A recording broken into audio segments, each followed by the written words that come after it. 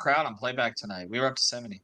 Oh, welcome to the latest episode of Five on the Floor on the Five Reasons Sports Network. Thanks for joining us on your favorite podcast app, Google Podcasts, Apple Podcasts, Spotify, Red Circle, also the Five Reasons YouTube channel. Make sure you hit like, subscribe, and turn the notifications on.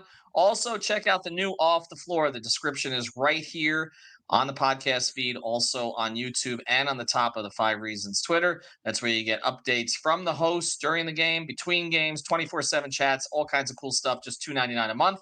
That's the new Off the Floor. And now, today's episode. Down the bitch gang. Five on the floor, ride for my dogs. Where here's the thing, you can check the score. Hustle hard, couple scars, wearing bubble frogs. Just like Butler said, you in trouble, y'all. Kept the floor playing, got it all banned. Y'all seen the block, stop with one hand. And Pat we trust, it's power have the guts. We're here to bring the heat, y'all can hang it up. Welcome to Five on the Floor, a daily insider show on the Miami Heat and the NBA, featuring Ethan Skolnick, Greg Sylvander, and Alex Toledo, plus others from the Five Reasons Sports Network. All right, welcome back to Five on the Floor. Here's today's floor plan. I got Greg Sylvander. You can follow me at Greg Sylvander. I got Brady Hawk. You can follow me at Brady Hawk 305. The Miami Heat win 118-113 against the San Antonio Spurs. Fifth straight win. Another win on the road on this trip. They go to Charlotte next. Players in and out, hasn't seemed to matter. They fell behind again, didn't seem to matter, and there were different heroes tonight than the other night. So we'll get into that, but we've got to start here, Greg. Load it. And now on Five on the Floor, it's time for the Gamer of the Night, sponsored by Rock Esports Center, the place to eat, drink, and play all day. Host your next birthday party with them. Located at 15305 South Dixie Highway in Palmetto Bay. They've got a 5,500 square foot state-of-the-art center equipped with all the high-end power. Play all-day passes available for just $25, but if you mention Five Reasons, it's just $20. So mention Five Reasons or 5RSN. You get to play all day for $20. And now, the Gamer of the Night.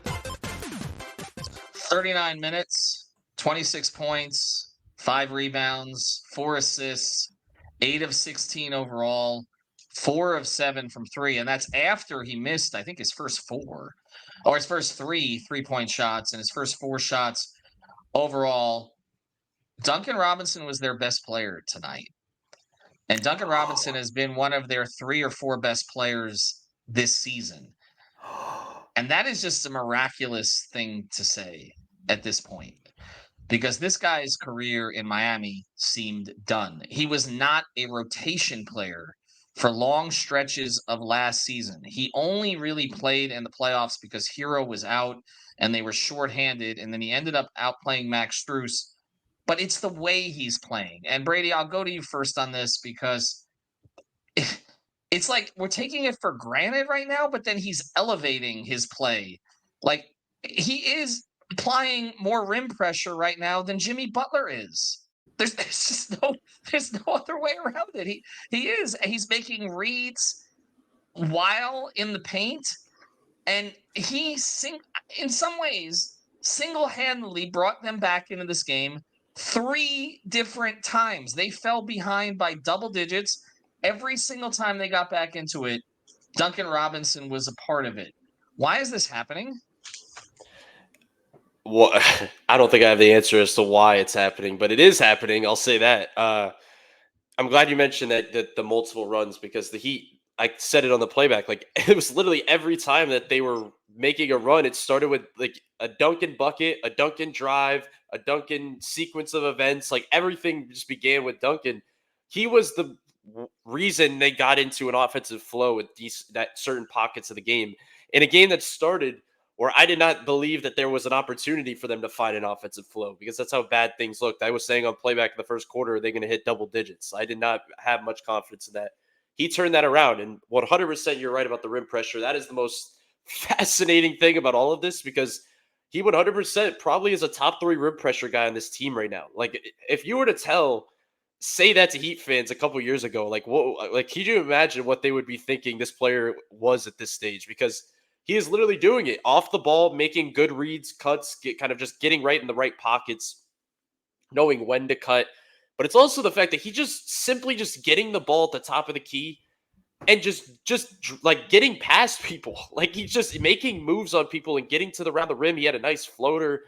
His finishing always is great. He's drawing fouls. Like we always talk about gravity and like the fact when he comes off a screen, he has two people in his face. Now there's gravity when he gets in the paint. They're helping off the corner. Like that's 6 free throws. That's where we're getting to now. So it's just he dribble on the baseline. I didn't want to say anything for the play of the game. I was saving it, but there's two massive We're gonna go with someone else because there's someone else who deserves credit. But literally, we could do 6 play of the games on Duncan Robinson. How about when he pulled the chair on defense so that the ball ended up going out of bounds? Like you mentioned the fouls. He only had 1 foul. He's not even picking up fouls anymore. And no turnovers in 38 minutes. We can't call a foul on him. That's Jerry West. We can't call a foul on that guy.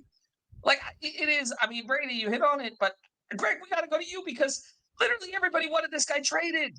Like, just throw it in, dump it, and now attach a pick. No, he's in an integral part of what they're doing. They're better off he's more valuable to what they're doing when he's playing like this. The leap doing the 2-point stuff, nobody expected, but just the fact that he's back to hitting threes, his confidence is there for him to be able to be trusted to play 38 minutes and get through that and not be somebody who they say, oh gosh, watch, he got hunted 3 possessions in a row down the stretch, etc. Like that. That's the evolution of Duncan Robinson that I think is huge for this team. And he is without a doubt the gamer of the night. Yeah, I don't think there was any question. And look, that comes, and maybe we're taking this other guy for granted now, but that comes on a night where Bam went for 24, 11, and 6, continuing his incredible run. But when he does 24, 11, and 6 going up against Wemby, and we're like, okay. I mean, whatever. It just is what it is. Well, meanwhile, on the other side, Wemby, who did turn it on a little bit late, but ended up with 18, 11, and 7. Thank you for hitting my prize picks. 7 turnovers. Don't forget that. 7 turnovers, 2 of 9 from 3. Stands out at the 3-point line too much at this stage. He missed his first 7 before he made a couple. But to again, not even sort of go to Bam because Duncan has been so tremendous. And here's the other thing, and we will touch more on Jimmy as we go forward. But Jimmy's supposed to take these games over. Or Tyler was supposed to take these games over. Or Bam is supposed to take these games over. And the 2 guys who made the most plays for them down the stretch tonight were Duncan Robinson and the guy we're going to get to in the play of the night as we go forward here a little bit. But just to close the loop on Duncan here, okay? I'm just personally happy for the guy. I just am. Because I think if you've seen it wear on him over the past 3 years, it looked like he just didn't fit at times with this group and that they were looking for reasons to move past him. We know that there wasn't unilateral agreement in the organization about the contract. We know that Spo is the one that banged the table to keep Duncan, but even he wasn't playing him in critical moments. Like you said, Greg, couldn't play him in the 4th, looking to move him out of the rotation. And this isn't just a hero being out thing. Duncan earned a rotation spot before Tyler got hurt. Yeah. But now you're seeing like this is sustainable, I think. Maybe the shooting is going to go up and down. We know that. But the playmaking is a core part of his game at this stage. And I don't really see it going away. And when you look at Caleb Martin coming back, we're not even considering the possibility of Duncan Robinson coming out of the rotation. Even with Caleb and Tyler back, it's going to be somebody else. It's not going to be him. There's just no way at this point. And he's at very least a neutral asset at this point. And even with the contract, seems like a positive asset at this stage. All right, Greg, I teed it up here a little bit, but there's another guy we should give some credit to because we talk about someone who doesn't always make plays down the stretch of games. He did tonight.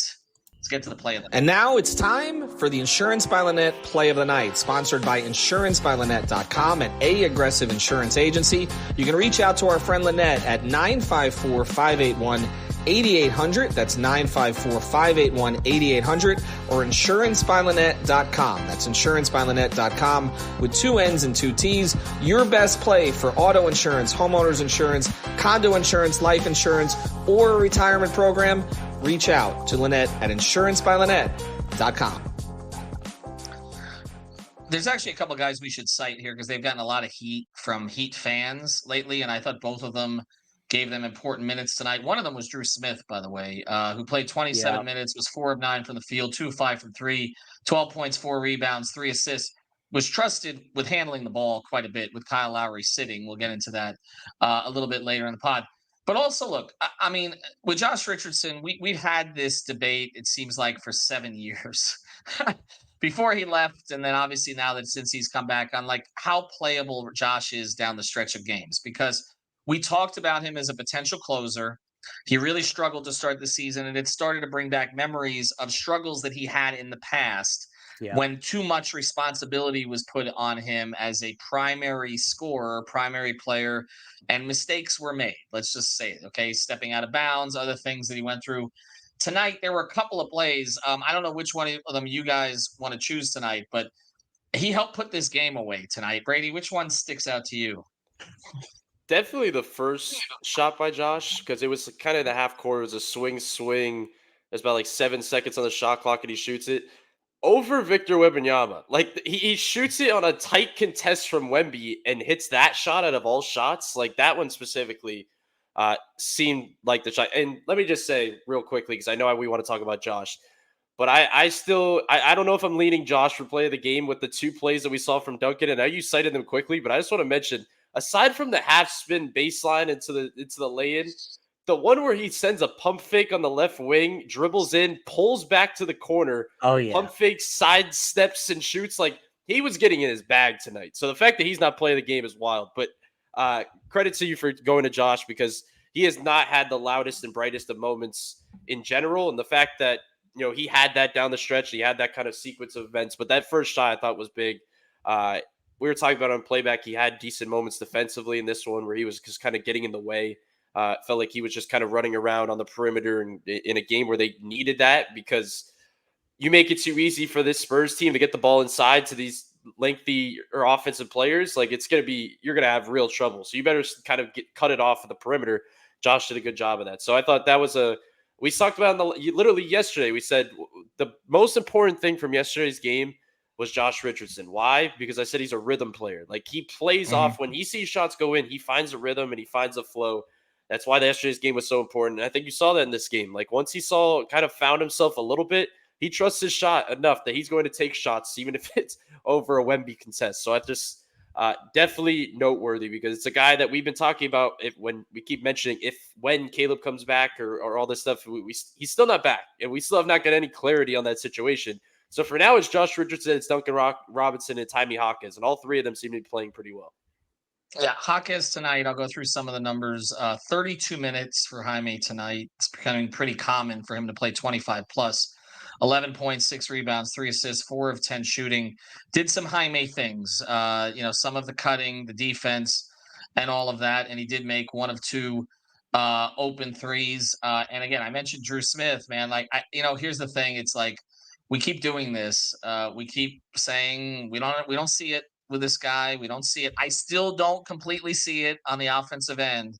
Yeah, I do see it on the defensive end, though. I see what Spoelstra is tapping into there. He trusts him defensively, and he was not mistake prone tonight on the offensive end. And in a game that they didn't have Kyle Lowry, they needed some of that. Really, only sort of an 8.25 man rotation tonight. Kevin Love gave him 12 points tonight, and it was 2 of 7 from 3, but he gave him 12 points in 14 minutes, played ahead of Thomas Bryant, who got the 1 stint in the first half, not the second half. He was kind of the 9th man tonight.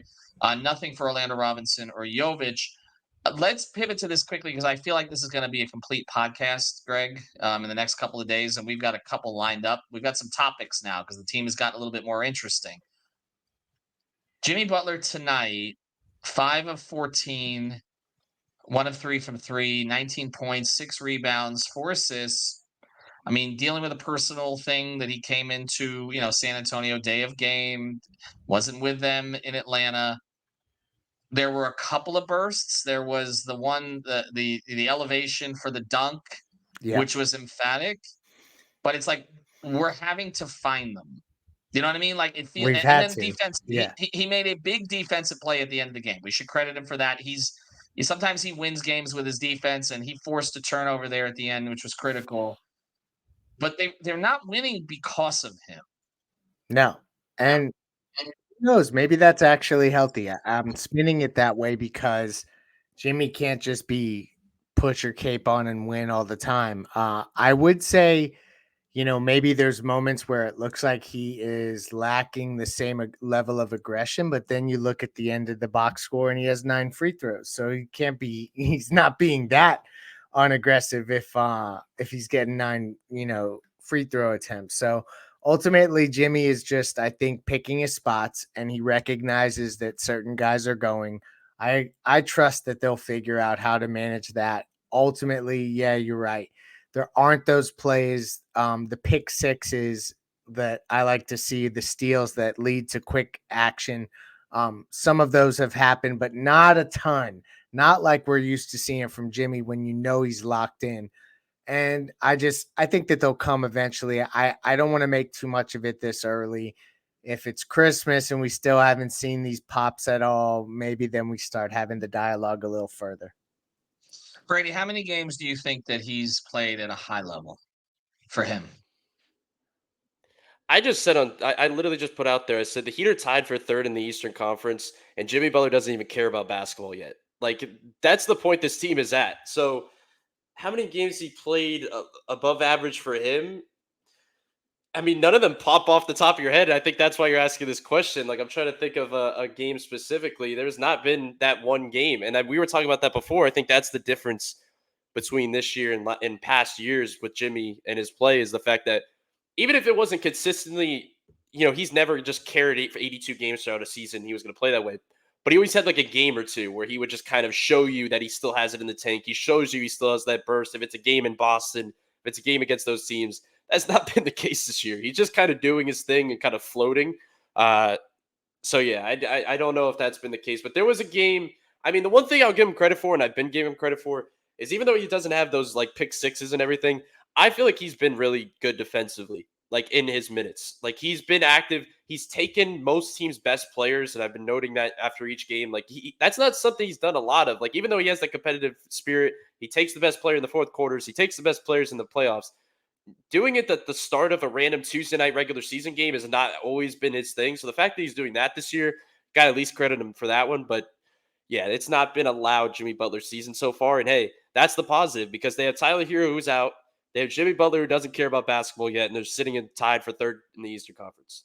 Well, they got 7 guys in double figures tonight. That helps. To score 118. You know what Jimmy reminds me of a little bit right now? He reminds me of kind of Chicago when Rose was still there, Jimmy Butler, which because he was a very good on-ball defender, and he would kind of opportunistically score. And that's sort of what he's been this season. I thought his best stretch was in the Laker game. Honestly, it feels like the LeBron thing. He gets up for that, particularly when they're Yeah. against each other. But I guess the question will be, and I think you hit on it, Greg, about a month from now, are we still not seeing it? Are we still seeing these kind of 19 to 17 to 21 point performances on low efficiency? I mean, his efficiency, he's shooting about 42% from the field this year. That's not him. I mean, that's what it was after he turned the ankle last year in the playoffs. He started shooting in the low to mid 40s. He was shooting in the high 50s prior to that, which was outrageous. Nobody's expecting him to continue that, but you want him somewhere in that 48 to 51% range, somewhere around there, with a lot of free throws and filling up the rest of the box score. And the flashes, we haven't seen it, but again, they're 6-4, and they really should be 7-3, because that Brooklyn game still sticks with me at this point. And they haven't had Caleb, and they have who was supposed to be their 4th most important player this season, and now they're without their 3rd most important player over the past 3 games, and they're 3-0. And I'm going to say it again. I'm going to try to get it right for the listeners to say I always get it wrong. Correlation is not causation. So we're not saying that they're 3-0 because Tyler is out. They've adjusted. They've done some good things, and I thought this was a good win tonight on the second night of a back-to-back against a team with a lot of talent that needs a point guard to put it together, and eventually Popovich will get that. All right, we're going to close here with our last sponsor and our last bit of content. We're trying to build the content around the sponsors these days, so we give you something until the end of the pod, the injury report. And now it's time for the official 5 on the Floor injury report, sponsored by our friend Eric Rubenstein, the personal injury attorney. Born and raised in Lauderdale, Florida, lives in Miami, went to St. Thomas. He's a South Florida guy and a huge Miami Heat fan. But the important thing is he can help you get your money that you deserve when something happens to you. So reach out to our guy, Eric Rubenstein. Again, ericrubenstein.com, or ask about me, I got you, on Instagram. And now, the injury report.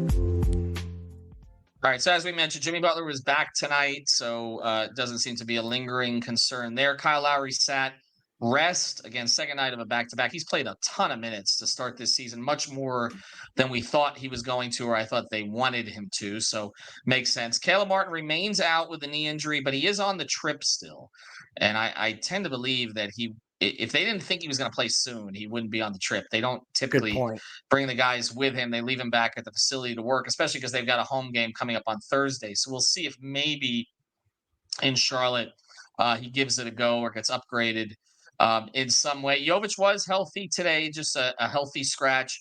And again, Kevin Love got back in the rotation here. Beyond that, you know the story with Tyler Herro. So it's mixing and matching right now. It's more minutes for Jaquez. It's more minutes for Robinson. That's been a good thing. I'll say this too. The two of them continue to look good together. The majority of runs lately have come with Duncan Robinson and Jaime Jaquez both on the floor. Yep. But my closing thought is this. When your center is going against the number 1 pick of the draft, who is hyped as the next big thing, and I think he is, by the way. He needs to put on some weight, needs to get inside a little bit more, but I think Wemby's going to be terrific.